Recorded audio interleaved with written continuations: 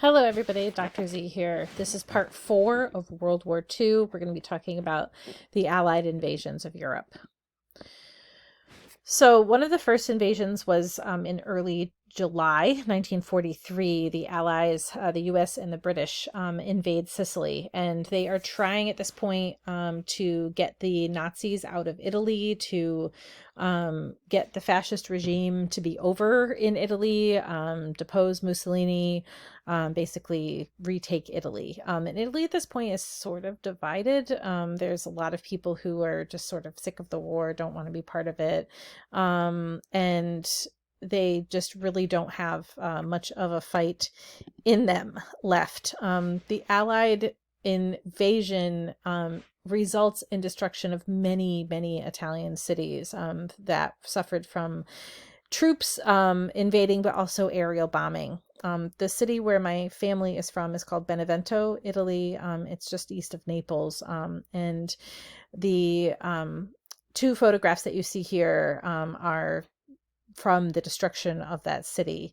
And the king of Italy sort of leaves the government and the supreme command in Rome, and the army are gone. The army is basically dissolved at this point.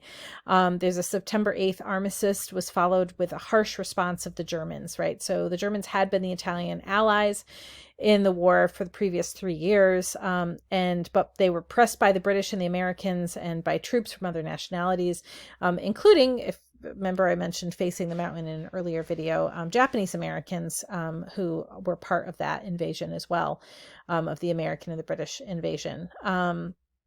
And so the Nazis are retreating north towards their own country, but the Nazis are now turning their guns on Italians. The Allies are turning their guns on Italians. Italians are, sort of surrendering to the Allies, but also sick of the Nazis in general, not fully, but and on the other hand, the British and the Americans are moving upward in the peninsula. So the Germans are retreating slowly back, but they're trying to keep northern Italy, while southern Italy is being taken over by the Allied invasion. And so Benevento, German troops were present in that territory. Then the Allies said, Germans are there, we're going to attack, and they bombed the whole city.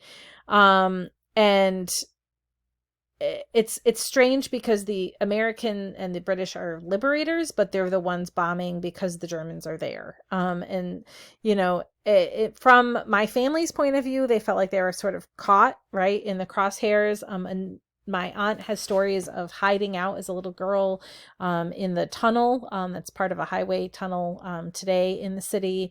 She and hundreds of women and children were hiding there for upwards of 3 months, I think she said, to try to avoid the bombing. In the city today, you can see what the new parts are. It's very clear because there's parts of Benevento that are medieval, that are Renaissance, that have some really lovely historic Italian architecture. There's Trajan Arch there, but there's also just new sections of the city because so much of the old city had been destroyed. And this was a fate that was common to many small and large cities across the peninsula. And Italy really became the theater of war between these two opposing armies for 2 whole years. Another famous battle was at Monte Cassino. The Allies had invaded the mainland, and the Battle of Monte Cassino is sort of something that was a big turning point for them. This is what the Abbey looked like after the battle, and what it looks like today. If you're driving south to Naples from Rome, you'll pass this. This is exactly what the Abbey looks like from the highway. Someone probably snapped this picture from their car. But the after this battle, there was a public armistice between the Italians and the Allies. The Germans responded by disarming Italian forces, seizing military control of Italian northern towns and cities. And in September, German special forces rescued quote, Mussolini, and then they sort of put him up as a puppet head of a client state called the Salo Republic in German-occupied northern Italy. And the Allies were advancing north, and by June, Rome was finally captured. There's a awesome neo-realist film that's made with actual Italians, actual citizens who experienced this. It was made right after the war. So they use a lot of the sort of the bombed out buildings, and there's no actors. These are real people who are part of this neo-realist film. It's directed by Roberto Rossellini. It shows sort of this, what this street fighting was like between the Allies and the Nazis at the time. And there's this priest and a little boy, because every good Italian film has little boys that, are main characters. And it's just a fantastic film. If you haven't watched it, you totally should. The Allies also invade France as well. France had been taken over by the Nazis early in the war. And so in Normandy, there's various beaches, Omaha, Juno Beach, that the Allies come and invade. By August, they invaded southern France, and by August 25th, they finally liberated Paris. And then they moved east from there towards Nazi Germany. So the Russians are invading Germany from the east, while the Allies are invading Germany from the west.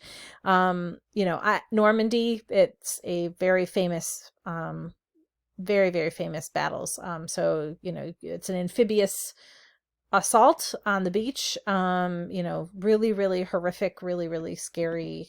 It's been documented in many different films.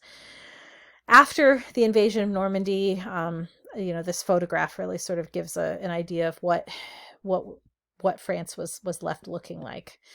All for the cause, though, of deposing the Nazi regime. So Germans were stuck between the Soviets and the Western Allies, right? The Allies are coming in from the west, Soviets are coming in from the east. The Soviets take over the Reichstag, they raise their banner. This is the Soviet flag being waved by a Soviet soldier from the roof of the Reichstag, the German parliament building. On February 4th, 1945, the United States, England and the USSR get together.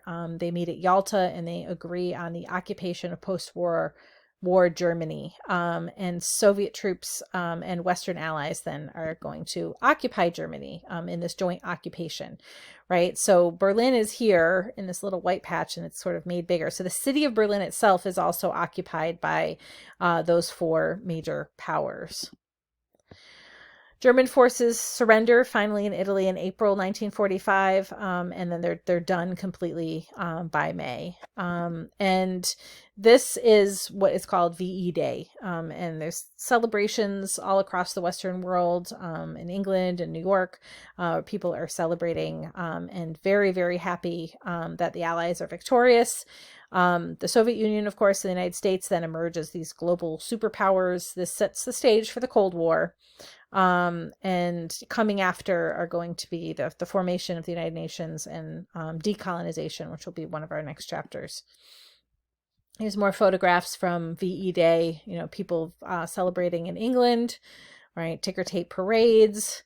And of course, the famous KISS photograph from Life magazine in Times Square magazine. All right, we will end here, and I will see you for part 4, which I think is our last part for World War II.